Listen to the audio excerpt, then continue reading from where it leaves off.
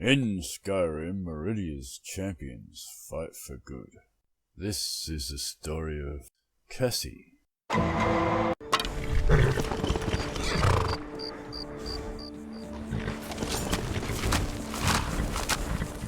Never should have come here.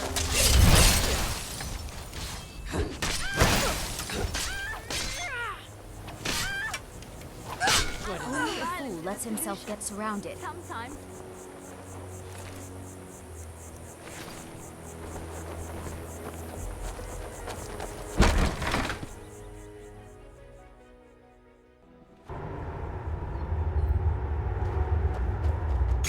What is the meaning of war? Is it an opportunity for triumph, or evidence of our greatest failure?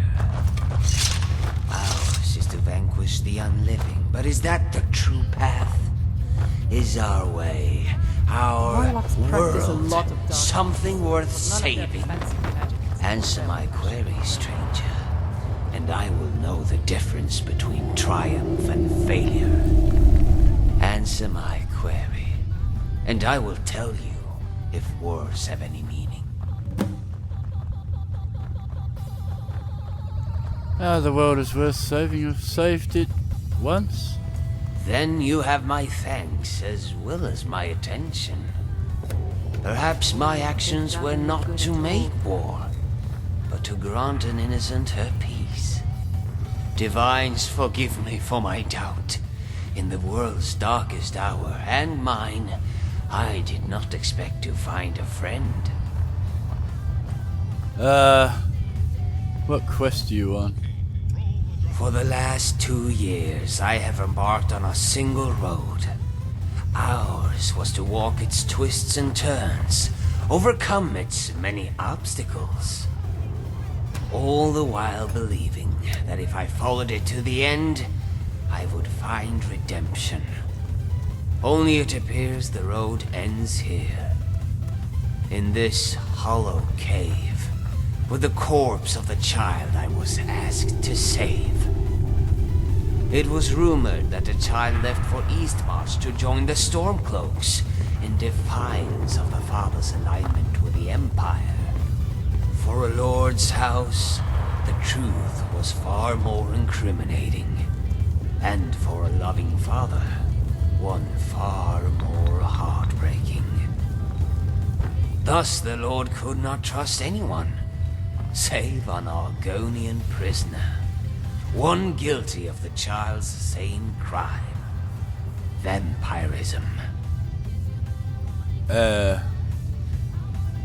It's like a necromancer hideout, not a vampire lair. Vampire dens have always been notoriously easy to track. Theirs is to cling to the fringes of a major hold, close to the road where traders pass. That is where a runaway vampire would seek shelter amongst her kind. This one, however, had spent her entire life in the care of her noble parents. Hers was to run to where no one else could find her. The caves and nooks where darker forces wish to carry on unseen. You don't look like a vampire. Yes, the skin, eyes, and fangs are telltale signs. But some men can't be sure the same is true for other races. I was staying at an inn near the border when one of the local Nords decided to take offense with my presence. His was to challenge me to a brawl, and when I refused, he accused me of being a vampire. Probably didn't go over well. The word was toxic. That morning, 2 bodies were found outside, torn to shreds. Unrecognizable masses, if not for the bones and teeth. Things were tense around the village, and the gods were in a hurry to solve the case and placate the locals. I made an easy scapegoat. Locked in that cell for days, I began to starve. Not for blood, but for food. Theirs was to offer me bread in exchange for a confession. It was better to die by the axe than starvation, but few can stomach either. So I did what all mortals do when there is no logical escape. I prayed. To Julianos for temperance, to Stendar for mercy, to Mara for love. And when I awoke the next morning, my cage was gone, as was my hunger.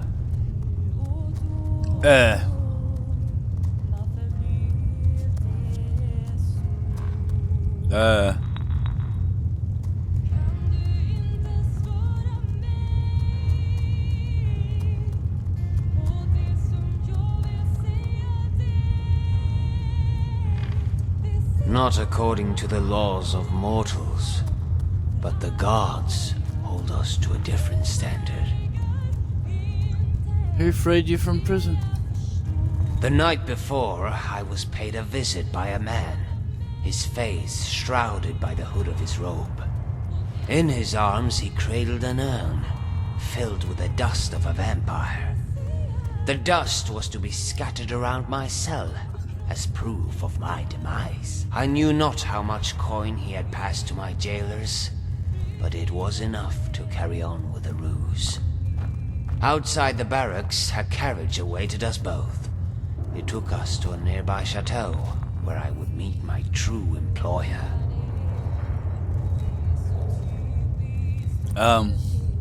When they brought me before the House Lord, I told him I did not kill those men. He told me he already knew. The real murderer was his own kin. He asked me if it was true about vampires, if they formed clans, family. He wanted to know if I knew where his daughter had fled. I told him no, but I could find her. After all, I was a hunter. A member of the Order of the Virtuous Blood. So I told him why I came to Skyrim and my desire for penance. Then he made an offer. A second chance for him, his daughter, and for me. What will you do now? Ours is to wait here for more of her brethren. The girl may have taken a liking to some of them, and chosen to infect rather than kill. If you're in need of a companion, however, I will be honored to journey with you on your quest.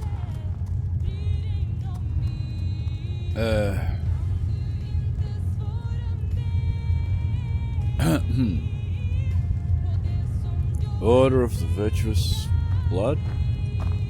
Theirs is a centuries-old order, dating back to the Oblivion Crisis. It began as merely a gathering of feeble lords, until the Divines intervened. Legends say the hero of Kvatch became a member, and trained the Order in the ways of combat. That knowledge was passed down from old members to new, and over time, the Order became more organized, and its rituals more austere. Today, members are handpicked and trained from a young age. Ours was a life cloistered in barracks and libraries, sharpening the weapons of war. We dedicated our lives to a single purpose: to silence all other voices, so that we are better attuned to listen.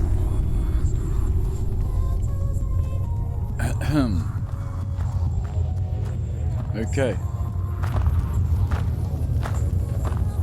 Among the Hist, Igna.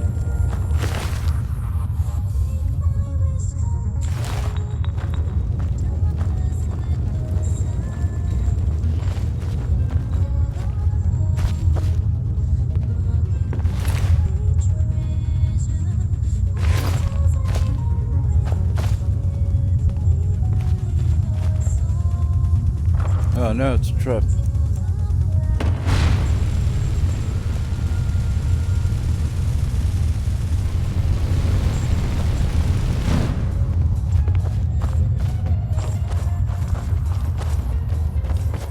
leaving. A cave. Who knows what could be down there? Yours is to pass. How'd you track the child down? It was a hunch, but with nary a lead, ours was to rely on chance.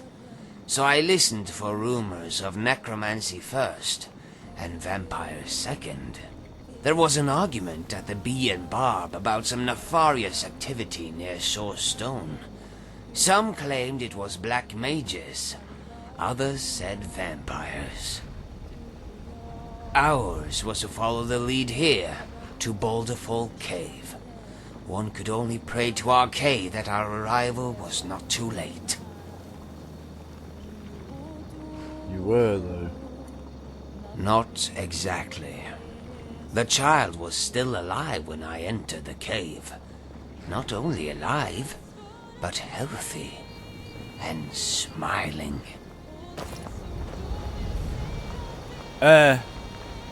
One of the bodies that lies here was once a highborn, the kin of a noble. My old friend Arlas had a saying, sickness is a virtue. The healthier a vampire was, the more often he had fed. The girl left me no choice. Hers was an existence that lived to feed, to milk the blood of those around her, including the unwitting necromancers that took her on as an apprentice. What happens now?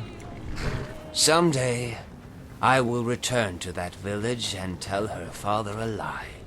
It is not one that can be told right away. I will tell him she was a sweet girl who ran to protect him. A girl who laughed, who danced, and who loved. A girl who sought a cure, and in the absence of one, took her own life. Ours is to tell him she achieved everything we hope to out of life in a quarter of the time. You said finding the girl was penance. What crime did you commit? Before coming to Skyrim, I had spent my life hunting vampires for the Order. Much like the Vigilance, we often hunted in pairs. My partner was a Nightblade named Arlas. He used stealth and shadow to eliminate our targets, while I covered him from a distance. His was a remarkable courage. Many in the Order prefer long-range attacks to avoid the chance of infection. Arlas never deterred from his methods. Courage alone, however, was not enough to prepare us for what lay in that den nearly 4 winters ago. I watched Arlas scout ahead from afar, melding to the shadows in search of the enemy. The den was for all intents and purposes empty, yet the center table showed not a fleck of dust, and the torches on the wall were recently lit. A shiver swam up my tail like a cold fish, but I knew Arlas was safe so long as he stuck to the shadows. Until I saw the shadows themselves move. Terrible name for such a... The shadow spread its wings, as did the others, cloaking the room in darkness. They came from above, like bats descending on their prey. Ours was to call to my friend and reach for my staff, trying to shield his escape with fire. We barely made it out alive, but not unscathed. One of those foul demons had raked its talons across Arlas's back. All I had to do was look into his narrowing pupils to see the infection had taken root.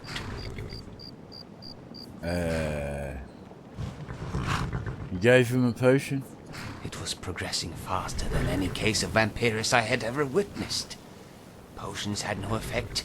There was no time to take him to a healer. Ours was to ask for his last request. He said, "Cure me." I thought it was a joke. He always made me laugh. Now I know the extent of my folly. Months later, I discovered his journal while putting away his things. It seems he had anticipated infection from the moment he joined the Order. He had been corresponding with a mage named Phalion. A mage who was studying a cure.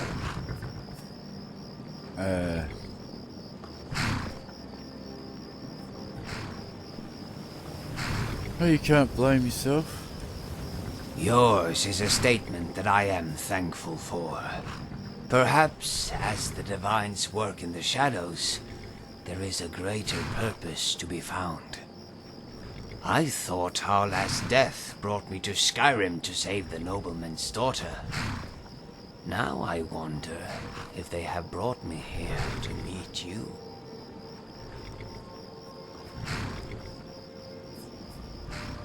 What war do you fight?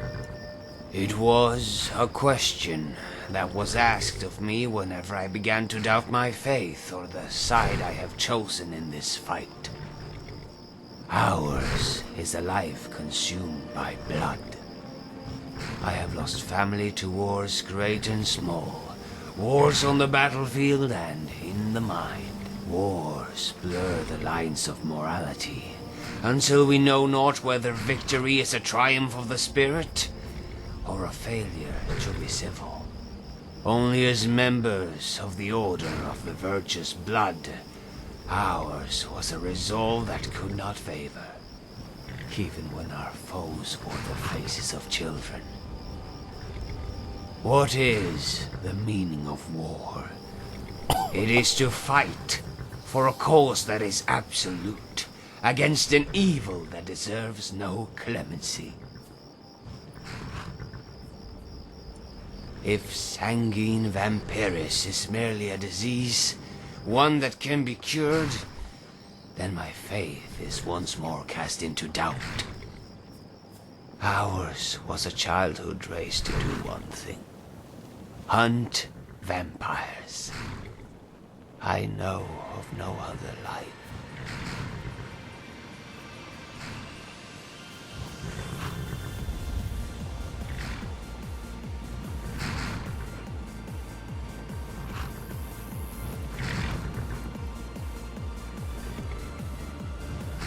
It can be cured, but there is a point of no return. Then I thank you once more for your counsel. It is difficult to know if the decisions one makes are right without another set of eyes. I feared that my training with the Order would influence my decision.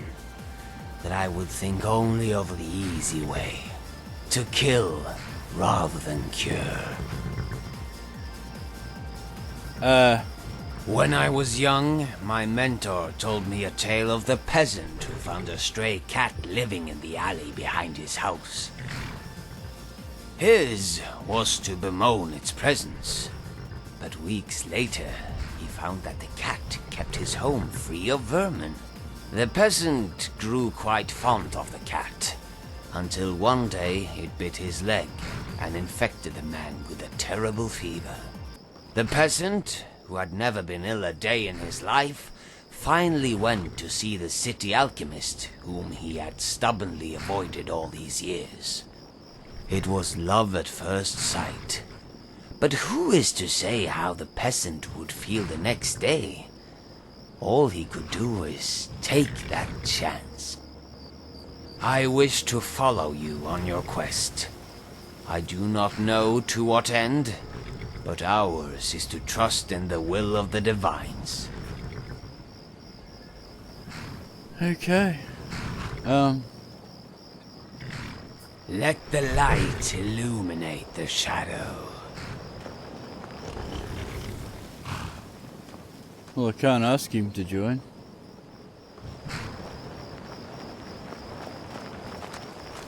Okay.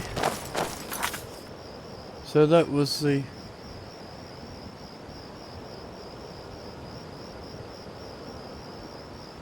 vampire activity.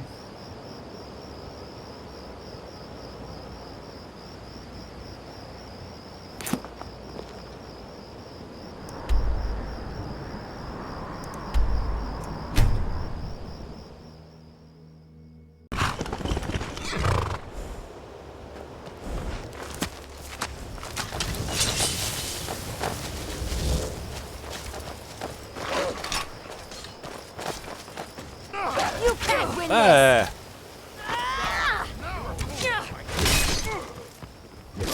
I Those suppose who challenge violence us is a are famous solution. God. Sometimes.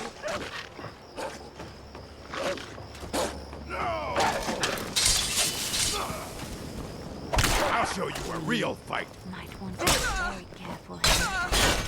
Show your rulers. I fought. Okay. The last of them. Sometimes. And you thought I was just a Is pretty someone face. there? Gonna rip you open. Pray to Stendar while you can.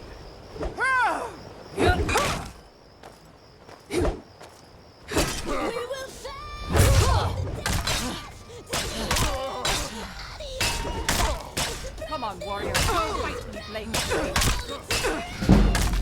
Even think finger on you. Son of a... Guess it's all clear.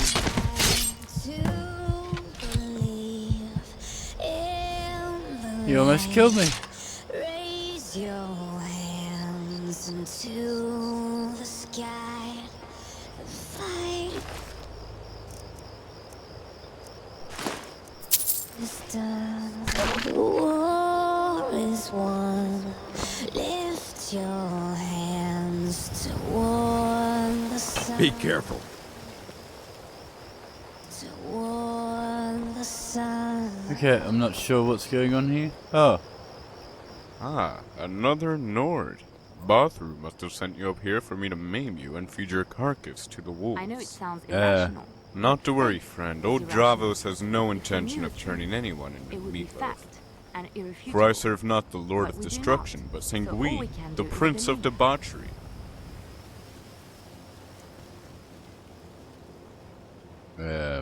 Batharu? Why slaughtering Nords? At least that's what he thinks he's doing. It fills him with an emotion that I can only describe as glee, because, well, that smile of his, it leaves me at a loss for words. And while he's full of glee now, imagine if he knew this was all a charade. Why, I dare say he'd be rather unfulfilled. Charade. The kind where you have a seat, drink some wine, and enjoy the view. When you wish to leave, the invisibility potion on the table will allow you to slip past Bathru unnoticed. Or, you may seek to confront him and convince him of his folly, although I would advise against it, as he's not the most pleasant person to talk to. Try not to pass out before the real fun begins.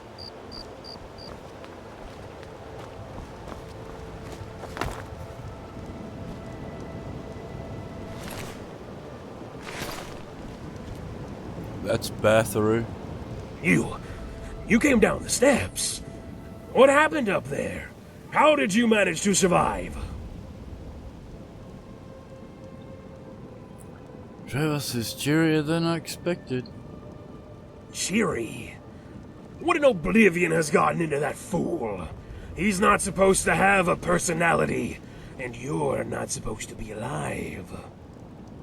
In fact, you were up there for some time. So what exactly did Dravos tell you? Whatever it is, I'll have you know my conscience is clear. You trying to kill Nords? You Nords are a sensitive, insecure lot, overcompensating for your inferiority by treating Dunmer like second-class citizens. Ever since we arrived here from Morrowind, we've been insulted and derided, treated like the very beasts the Nords undoubtedly are. Okay. Begone.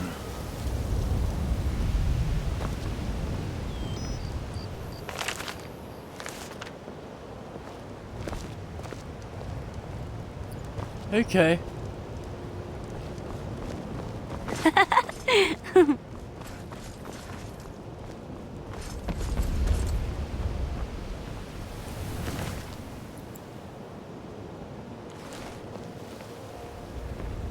Hunter?